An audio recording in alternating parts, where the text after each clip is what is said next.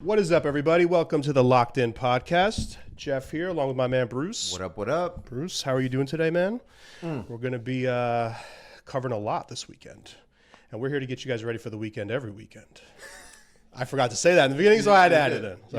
Okay, cool. But NFL Week 9, a little bit of college football Week 10 we'll talk about today. And there's a UFC fight night that I know you're excited about for tomorrow. You're going to have some good stuff on that. Been waiting 2 weeks, and you know what we do to UFC cards when we have 2 weeks to prepare. The 2-week cards always end up bangers, doing very well. Bangers only. Yeah. Shout out to Justin. When we have 2 weeks to prep for those, there's a lot of film. Yeah. You know, I'm a inner feelings film guy. You know, so. Right. You can throw the systems out. Yeah. Although they play some part. Usually, some systems are like one of those things where you just got to know when to fire and when to not. When do you ignore them or not? Got one this weekend. All right. And I might throw it out. Did you watch the game last night? I did. Titans Steelers. Will Levis has a cannon. He does. If this man is not in a testing pool, he should be.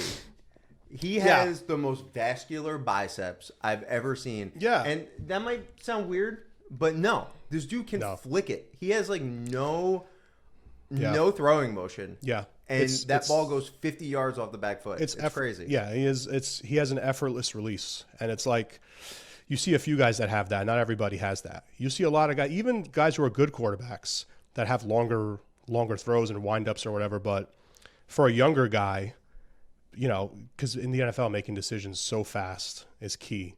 To have a quick release for a young dude like that can throw the ball like that. Even some of the passes that he didn't complete last night were excellent balls. You know who he kind of reminds me of? Hit me with it. His vibe. Okay. Who? Jay Cutler. Really? Jay Cutler. I don't see that. Why? He has this like sort of vibe, like. No matter what's happening. Just his face? Yeah, like he can throw a ball like 70 yards on a rope to somebody, or he can get sacked, and he just kind of gets up like, yeah. You know? So we'll see. Jay Cutler, yeah. I mean, that's not a terrible career, but it's not ideal. Jay, also a cannon. Yeah, that's right. Cannon. Yeah. Oh, Jay Cutler. Diabetes, really strong on diabetes. Probably why he doesn't have the biceps. Yeah, but I thought Will Levis, even in the loss, looked pretty good. We were on the Steelers -2.5, and I thought, yes, it won, but it took a game-winning drive by Kenny Pickett, which is like the most fucking stressful thing. Right? Kenny Pickett on a game-winning drive is the most stressful thing. Like you can't even compare that to anything else. Nothing. Overtime in hockey, nothing. It's like Kenny Pickett driving you down for a win. Is his nickname not Kenny Clutch? I guess so. It should be. Is this not happening? Do you know that he's undefeated ATS in primetime games? Kenny Pickett's 8-0 against the spread in primetime games now after last night. Well, it's like such a random. And how, like, if you look at that Steelers team, how the hell are they 5-3? Better hope that man doesn't make the playoffs. Yeah, seriously. Yeah, that's a good point. Primetime Kenny. Bro. It's like the opposite of Kirk Cousins. Yeah. It's like an unbelievable stat that they're just going to stick with it forever. Honestly, people make fun of their offense, but the last dude I want to see get into the playoffs, if I'm on the other side, is fucking Mike Tomlin on the other side. Oh, okay. No, I was going to say Mike Tomlin. That's the last dude I want a game plan against. Yeah. It's Mike Tomlin on the other side. Yeah. He just finds a way every time. Every time. It's amazing. And they have the edge rushers to make it happen.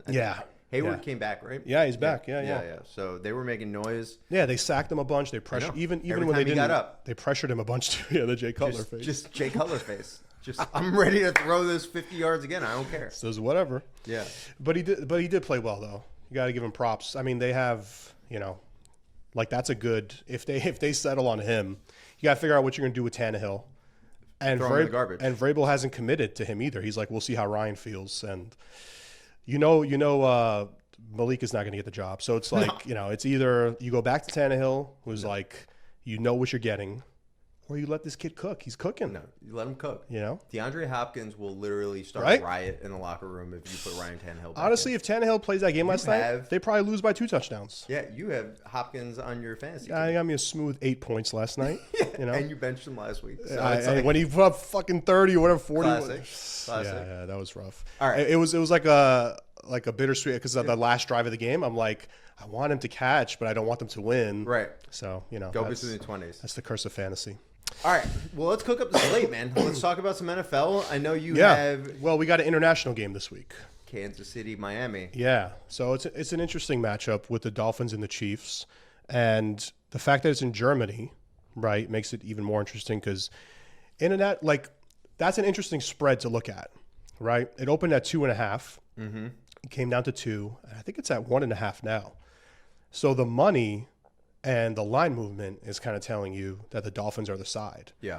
But when you look at some of the like retail books like FanDuel, DraftKings, the money is really on the Chiefs. Mm-hmm. And that's kind of one of the things that we'll talk about that too later in another game I want to talk about. But it's like it's difficult to get into today. Maybe we'll make a separate like video on it or something. But the difference between market making books, sharp books, and retail books, like Circa or Pinnacle or versus like a FanDuel and a DraftKings, where all like your average Joe bettors are going. And yeah, like these books will have drastically different handles. Mm-hmm. And you'll be like, well, where is the public? Like, where is the sharps? In the sharp books, you'll see the money on Miami. On the retail books, you see the money on Kansas City. But knowing the difference between those is kind of important. But so even though you see all the money on KC with the retail books, the line's coming down. It makes it look like it's reverse line movement, right? So, but I still like the Chiefs. There's a couple things. International favorites. Since the NFL started doing this, international favorites are just 64% against the spread. The number is 27-15 for international favorites against the spread. Now, the last one that lost was the last London game when the Jags beat the Bills outright. Mm-hmm. But the Jags they're like the London Jaguars. They're there every year. So if there was a team that was going to buck the trend, it would be them. And were they there for 2 weeks? They were there for 2 weeks. And that was unprecedented. Right. We never saw a team stay for back-to-back London games. Right. So they had a big edge over the Bills. Yep. Now, the Dolphins did get in first. So the Chiefs got in a little bit later. In terms of travel, that could hurt them a little bit. Well, hold on. Yeah. Is Taylor Swift getting in? That's a good question. I don't know. I'm unaware. I can neither confirm nor deny if Taylor Swift will be at the game. I don't know, but I'm thinking no. Thought you were an insider. I'm thinking she's not going to Germany for this. Okay. But if she is, it only makes this pick even sharper. Yeah. Because I like KC. But okay. The other thing is Mahomes as a small yeah, it's one thing to say the Dolphins got in early. There's this, there's that, the sharp money. You like Tua, you like their offense, but the bottom line is, whenever Mahomes has a small spread, the dude just wins. He's money. You know, he just so he's 7-3 against the spread when the line's less than 3, and right now it's -1.5. So, and his overall trends in his career are better on the road. So this is technically not a road game, but it is away from Arrowhead, right? Away from Arrowhead, he's better ATS. He's actually below 500 ATS at Arrowhead, and that's usually because they're laying a big number at home, 7, 8, 9 points. And they'll win but not cover. Right. But with these small spreads, he usually just out-talents the other team. And this is a comeback spot. This is a bounce-back spot. Bingo. For them. From that Denver loss. As well. Nobody likes to lose to Denver. Yeah, exactly. You know, I know they're in division, so those games, you know, those like games we always say, they're always a lot closer. Yeah. But come on. Yeah. No, you don't want to lay 2 in a row going after 100%, losing to Denver. So. 100%. And yeah, you could argue that this was maybe a look ahead or whatever the case may be, but yeah, the bottom line is this game. That's a good point. It fits the zigzag thing that we like to do, where the Dolphins are coming off a divisional win and cover, the Chiefs are coming off an outright loss as big favorites, a touchdown favorite. Yeah. So this is usually a good bounce back spot. So what's your lean? I like the Chiefs. No, I will probably be on the Chiefs in this game. Okay. At the early start. So Chiefs money line? -1.5. -1.5? Yeah, ATS, okay. baby. ATS. Okay, lay the points. All right. All right. Awesome. So let's get into college football a little bit. For sure. Well, it's one of our favorite weeks of the year because we have Service Academy game. Service Academy. No, I actually got a lot of messages about this game because everybody saw the first video that we did with Air Force Navy. Right. And the game flew under. It was 34.5. It flew under. They see this one open with Army and Air Force. And right now it's sitting at 31.5. It wasn't at 31.5. If you got it early, you got some good value on the line. But at 31.5, it becomes a bit of a dangerous play. Because it's such 31 it's such so low. It's so low. Well, here's the stat. The stat for the people who don't know, the stat is Service Academy games, and now we're talking at a 51 game run. So over the last 51 games, the under's 43, 7, and 1. So this is like 83, 84-ish percent. Incredible. It's ridiculous. It's utterly insane. Do you have another system in your back pocket that hits more than Service Academy? No, you'll find stuff in the 80s, but not with 50 games. Right. It'll be like a 10 game sample size. You'll be like, this is stupid. Yeah. Like books are literally watching your video like, fuck, we need to drop. We need to drop that line. We need to drop that line. Yeah. 31.5 is I mean, I went back and looked over the last like 5 years. And most of them are high 30s, low 40s. There was one last year. There was Army Navy last year. That was 32.5. The game went to overtime and went over. So it was a little fluky. Sort of an outlier. It was a little bit of an outlier. Yeah, with the overtime it kind of throws it away a little bit. But the thing about the matchup is, and also, by the way, let's say you're scared of the under. How do you not take Army plus 18.5 in a game like this? Army, if from a side perspective, Army has to be the play. Yeah. Even if it's a small play, you don't have to hammer every game.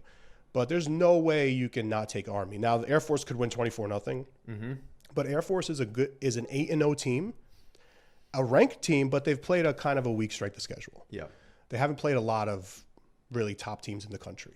So Air Force, yes, you could say they're good. And the other thing about this game is that because they both run the triple option, even though the Army defense has been bad, and even though their offense hasn't looked good, they're only 2-6 this season.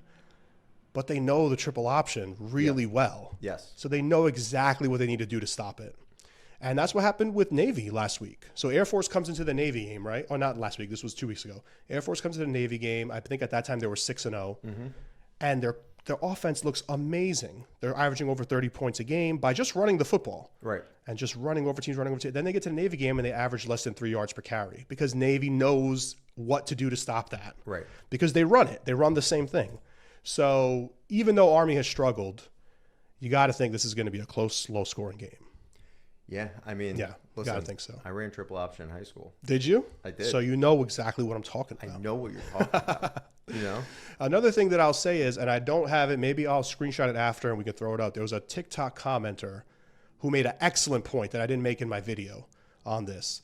He said, and he's 100% right. He's like, when you watch these games too, because they're among service academies, there's almost like a mutual like respect kind of thing where it's like, so if this game goes to the fourth quarter, right, and Air Force is up 17-0, they're not going to run the score up on Army.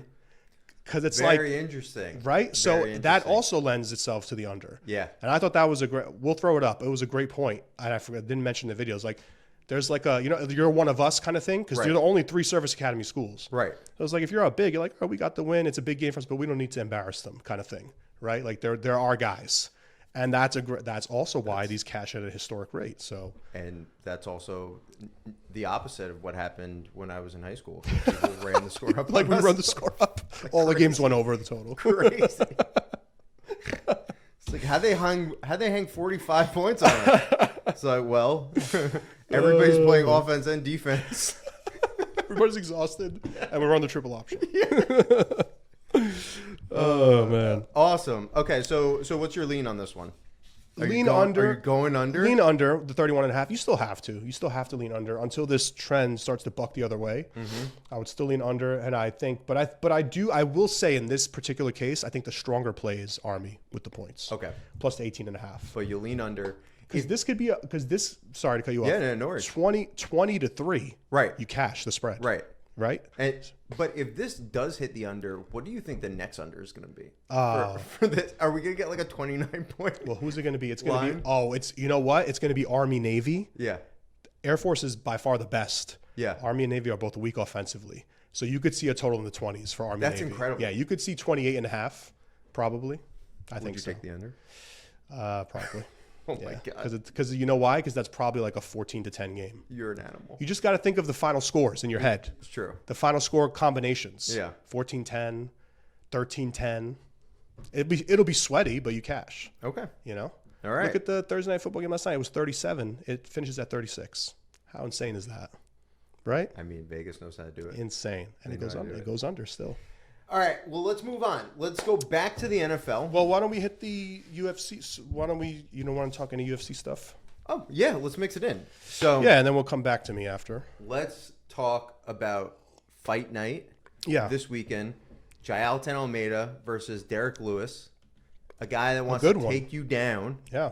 Versus a guy who does not believe in Brazilian Jiu-Jitsu. Just stand up, right? Yeah, he's like, why? He's like, why don't you just get up? But the trend that I want to talk about in this is Father Time, right? Yes, sir.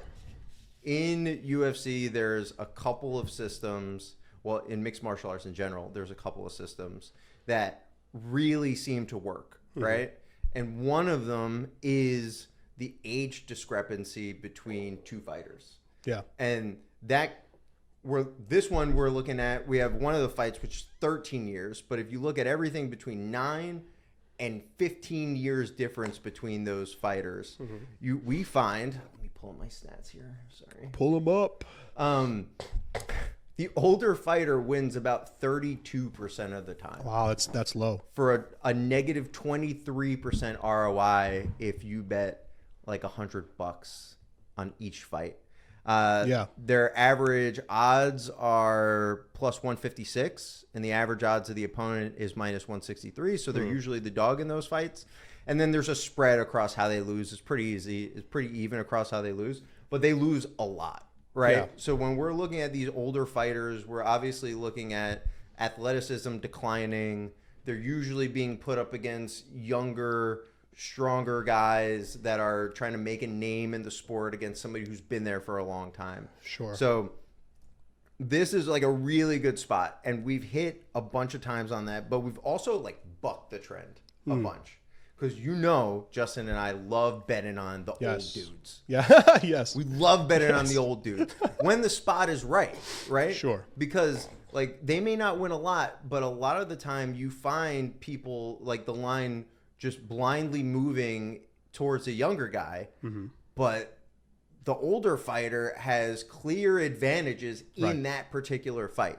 Right. So we did Alonzo Menefield versus Jimmy Crute twice. Yes, I remember both of those. We bet on we got Tim Means over Andre Fiallo.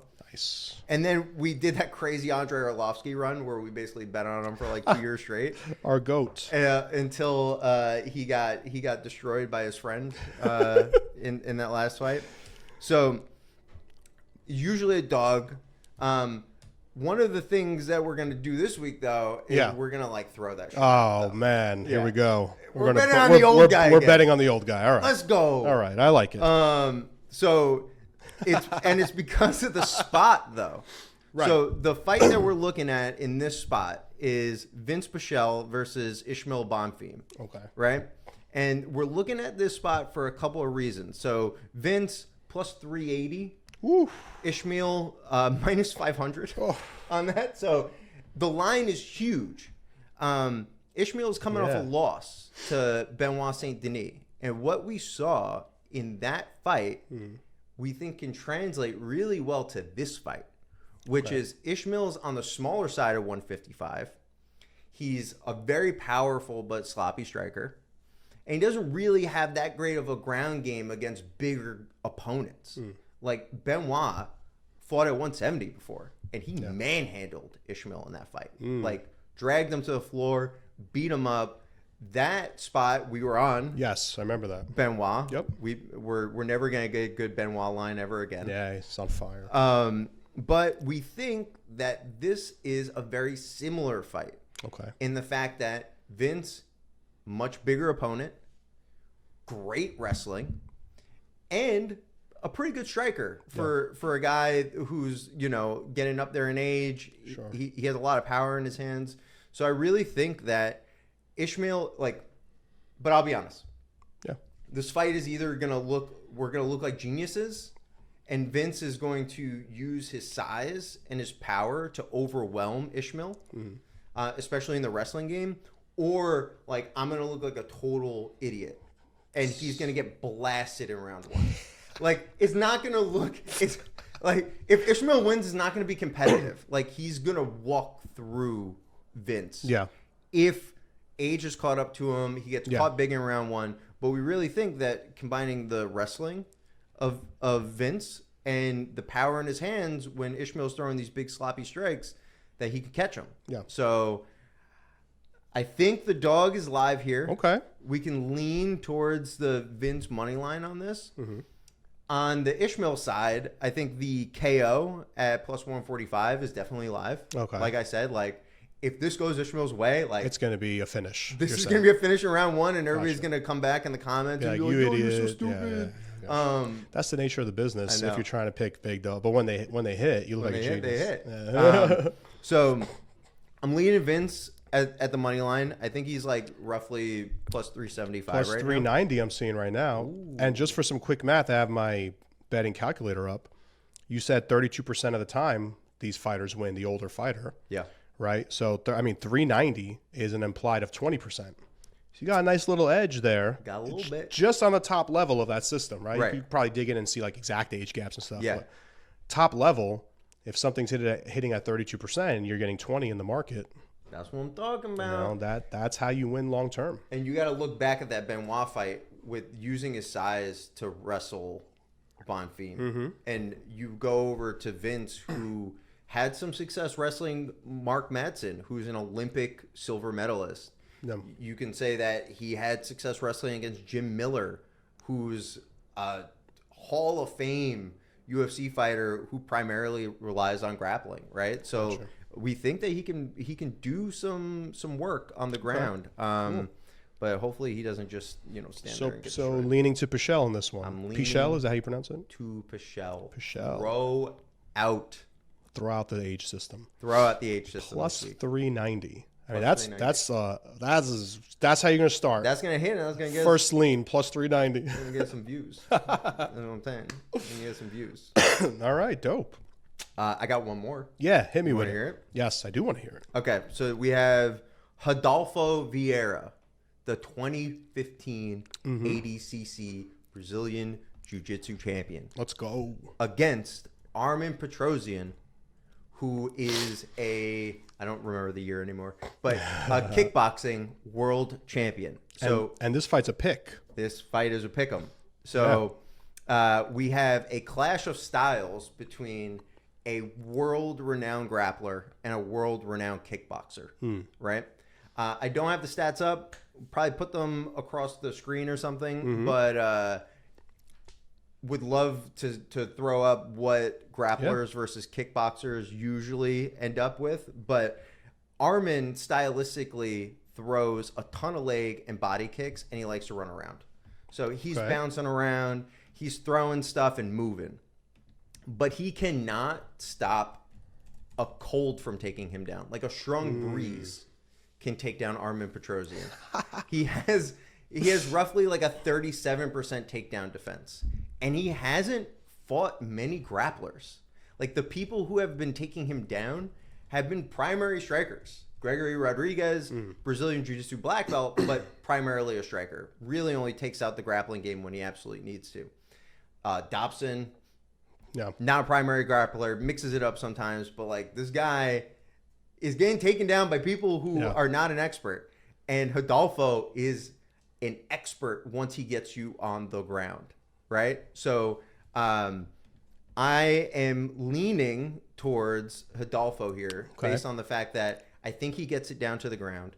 If he gets it to the ground, Petrosian's going to look lost. Like, the top pressure of Rodolfo is insane. Yeah. Once he gets you there, he's not super successful taking people down in MMA. He's usually like 2 for 10 on takedowns, but when he gets you down, it's over. It's over. And Armin has basically no jiu-jitsu game down there to defend against what Rodolfo is going to bring. So if you want to go Rodolfo, I'm leaning towards the plus 200 sub line on this. Another big line on this. Yeah. You could do, if you like Petrosian here in the pick'em, probably by decision. Yeah. There's some late round knockout props that you can do.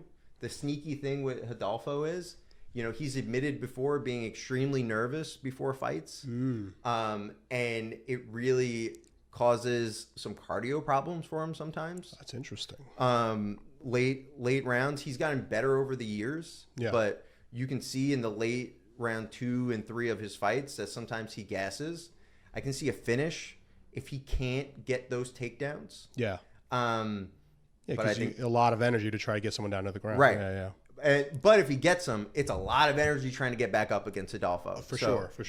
So I think you can probably play. You could play the money line if you like Petrosian, but I think we're looking at Adolfo here by submission. Sweet. And is that like typically how you lean when you have this kind of stylistic matchup? I do. A wrestler versus a striker, you lean to the wrestler? You really got to look at the takedown defense because we also True. Rodolfo went up against Chris Curtis, and we picked Chris Curtis because he's a extreme couture guy.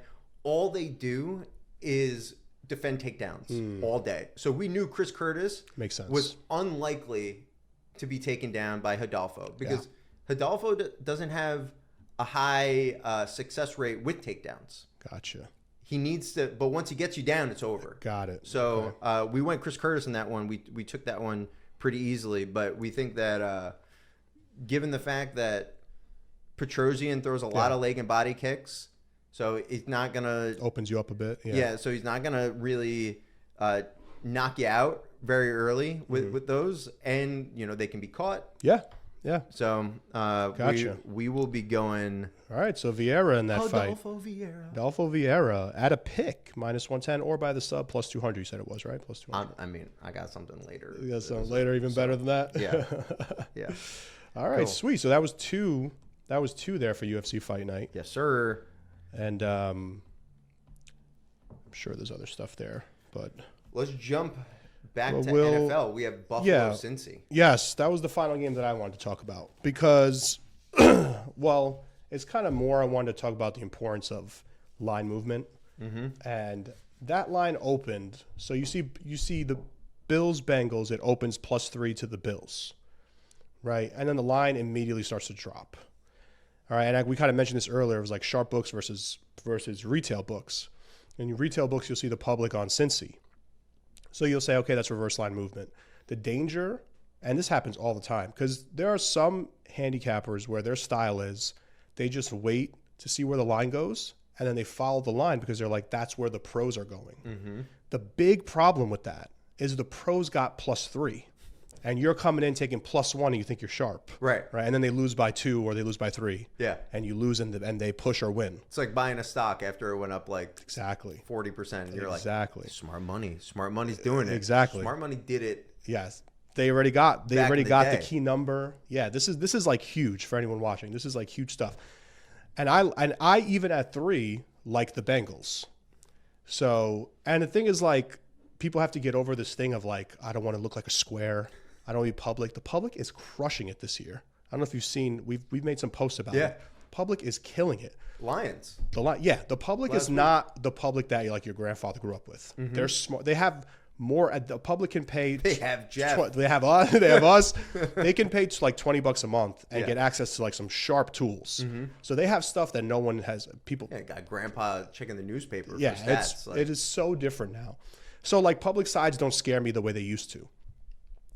And the other thing is just look at Joe Burrow late in the season. After week 6, 21-8 against the spread, 72%. So what does that mean? It doesn't mean that the Bills can't win.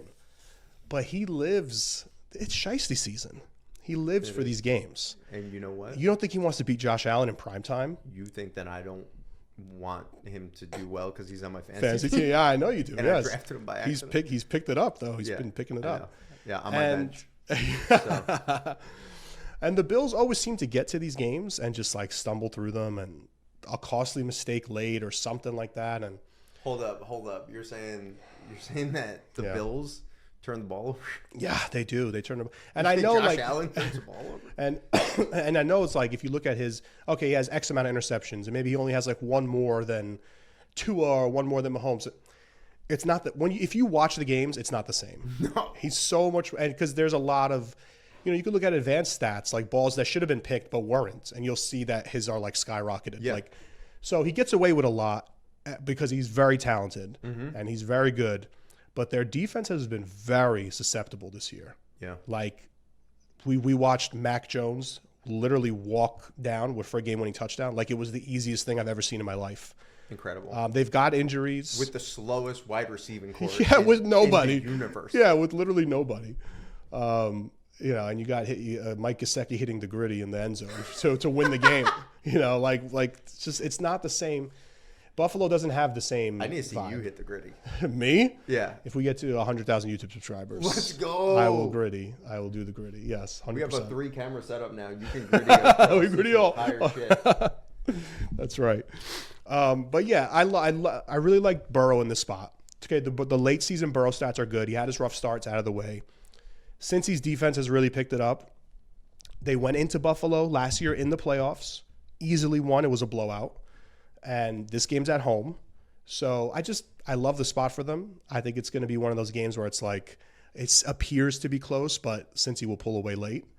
Or it could be a 3-point game. You never know. But I like the Bengals for Sunday Night Football. And the Bengals are actually going to be in my long shot when we get to that. But I think we almost can. So yeah, I think we're close. But the Bengals, Sunday Night Football, the Bengals, the stats are there. The trends are there. And the most important thing is, if you chase steam, like I said before, you chase steam, you get burned. Eventually. Like that line? Chase steam, you're going to get burned. Is that like original? That's original content? I mean, I hope so. I think so. I didn't take it from anybody, but I'm sure it's been used before. Right. But anyway, you chase steam, you're going to get burned. Right. Especially when the steam comes across the key number. Yeah. Right? So but if you want, Buffalo +3 may have looked appealing. It's not appealing at 1.5. You know what I mean? Either you take Buffalo money line or you lay it with Cincy. Okay. I will be laying it with Cincy. So as will I. As will yes, I. sir. All right. Should we get to our long shots of the week? Yeah. All right. Let's do it. You want to go first or I go first? We're going to be doing these every week, by the way. Every week we're going to give you guys some, we're all about education. We're all about unit management, bankroll management, all that stuff. But you got to have some fun when you work as hard as we do to have winning months, winning years. Got to have some fun. Yeah. Right? So these long shots of the week will be pocket change parlays, long shots that, probably won't hit most of the time, but they'll be fun. We can sweat them out. And when they hit, it'll be a blast. So you want to do yours first? I'll do mine first. All right. So my long shot of the week is a +530 3-legger. Okay. All right. So you're going to start off your first leg. You're going to have breakfast in the morning on Sunday, 9:30 a.m. kickoff in Germany, and you're going to watch some bratwurst or easy. Yeah. Whatever they eat. A beer. What are they? A beer for breakfast. I don't know. What do they do? That sounds fine to me. That sounds like an American breakfast. Yeah, actually. But so you wake up Sunday morning, first leg, Chiefs money line in Germany. Okay. Over the Dolphins. It's like -120. We don't need to worry about the 1.5. Just take Kansas City to win. Yep. All right. We already talked about that spot.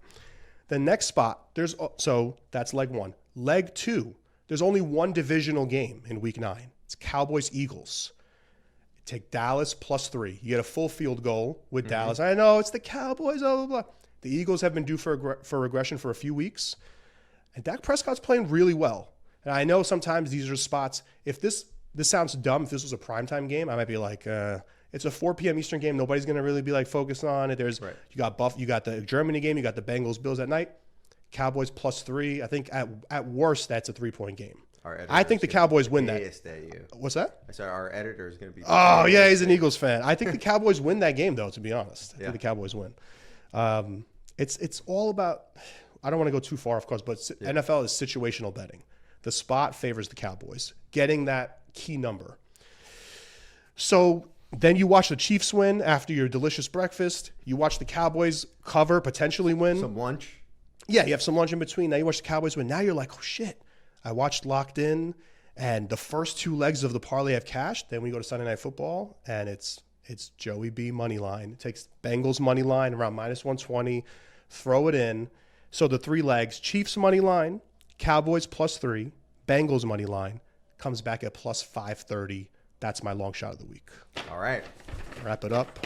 I'll be putting $2 on that. $2 to win $10 or whatever it is. All right. So mine will be in the UFC. Again, bet responsibly on these. These are just for fun. Don't bet responsibly. No, I'm just kidding. No. Now, after I say this is a plus 1150